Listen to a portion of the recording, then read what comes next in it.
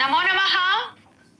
इदं मैत्री संस्कृता संस्कृति प्रतिष्ठानं सम्प्रति वार्ताः श्रूयन्तां प्रवाचिका पूर्णिमा मुत्नाळ्।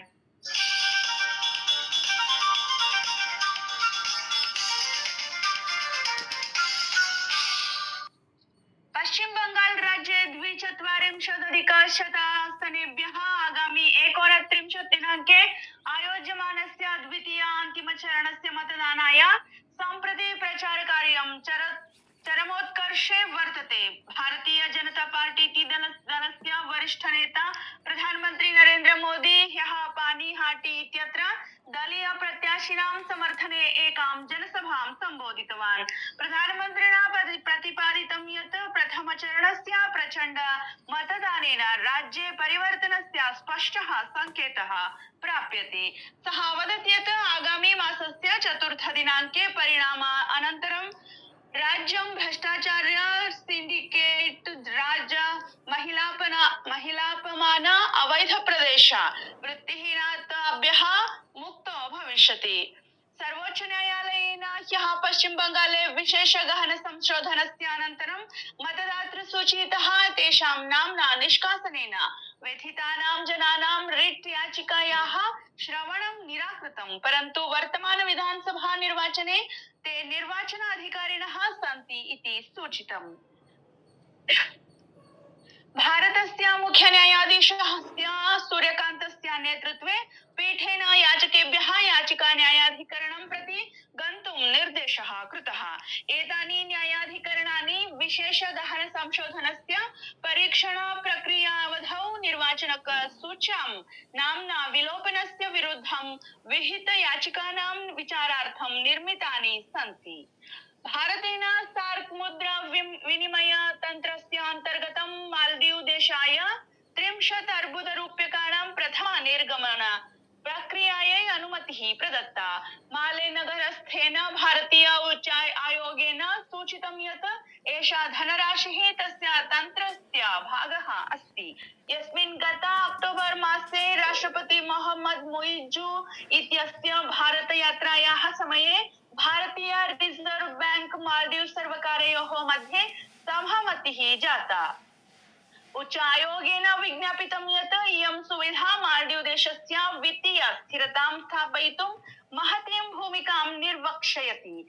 भारतं स्वकीयायाः प्रतिवेशी प्रथमः नीतेः तथा च सागर इति दृष्टिकोण अन्तर्गतं मालदीव देशाय निरन्तरं सहयोगं प्रयच्छति।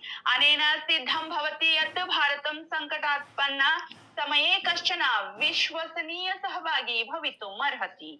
सर्वोच्च न्यायालयः ह्यः एकस्मिन् महत्वपूर्णे निर्णये प्रतिपादितवान् यत् कोऽपि न्यायालयः कामपि महिलां, विशेषतः अल्पवयस्कां तस्याः इच्छायाः विरुद्धं गर्भधारणार्थं बाधयितुं न शक्नोति। न्यायमूर्ति बी नागरत्न तथा च न्यायमूर्ति उज्ज्वला भाय्या इत्यनयोः न्यायपीठेन ह्यः एकस्याः 15 वर्षीयायाः बालिकायाः 7 मासाधिकं गर्भं चिकित्सकीया रीत्या निष्कासयितुम् अनुमतिः प्रदत्ता। पीठेन स्पष्टीकृतं यत् महिलायाः प्रजनन सम्बद्ध स्वायत्तता सर्वोपरि वर्तते। न्यायालयस्य मते महिलायाः शारीरिकी, मानसिकी तथा अखण्डता लोकतन्त्रस्य आधारभूता अस्ति। न्यायालयेन एतदपि प्रोक्तं यत् स्वस्य शरीरस्य विषये निर्णयाधिकारः विशेषतः प्रजनन सम्बद्धेषु विषयेषु संविधानस्य 21तमस्य अनुच्छेदस्य अन्तर्गतं व्यक्तिगत स्वातन्त्र्यं, गोपनीयता च अनिवार्यः अंशः अस्ति। केन्द्र सर्वकारेण स्पष्टीकृतं यत् पश्चिम एशिया क्षेत्रे उत्पन्नायाः स्थितेः सत्त्वादपि देशे एलपीजी इत्यस्य आपूर्तिः सुचारुरूपेण प्रचलति।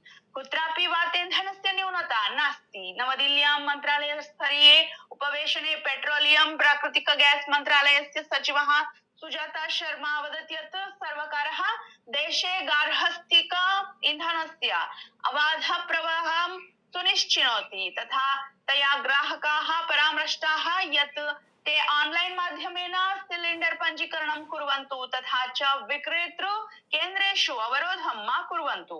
सा अग्रे सूचितवती यत् वाणिज्यिक एलपीजी आपूर्तिः अपि 70% यावत् पुनः स्थापिता अस्ति। देशे पेट्रोल डीजल इन्धनयोः अपि पर्याप्तः सङ्ग्रहः विद्यते। अनेनैव सह पट्टण पोत जलमार्ग मन्त्रालयस्य निर्देशकः मनदीप सिंह रांधवा अवदत् यत् सर्वकारः भारतीय नाविकानां कल्याणार्थं तथा च समुद्रे व्यापारस्य निरन्तरतायै सर्वैरपि हितधारकैः सह सम्पर्कं करोति।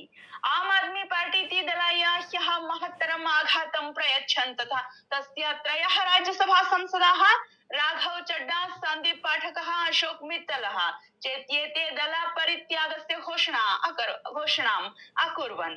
ह्यः नवदिल्ल्यां वार्ताहर सम्मेलने राघव चड्डा इत्यसौ उद्घोषितवान् यत् सः अन्यैः कतिपयैः राज्यसभा सांसदैः सह भारतीय जनता पार्टी इति दले सम्मिलितो भविष्यति।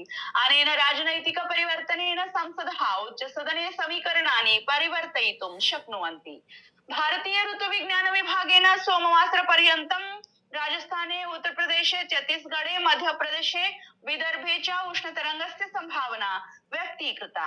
अद्य दिल्ली, चंडीगढ़, हरियाणा, पंजाब, बिहारेषु अपि एतादृशी स्थितिः एव स्थास्यति।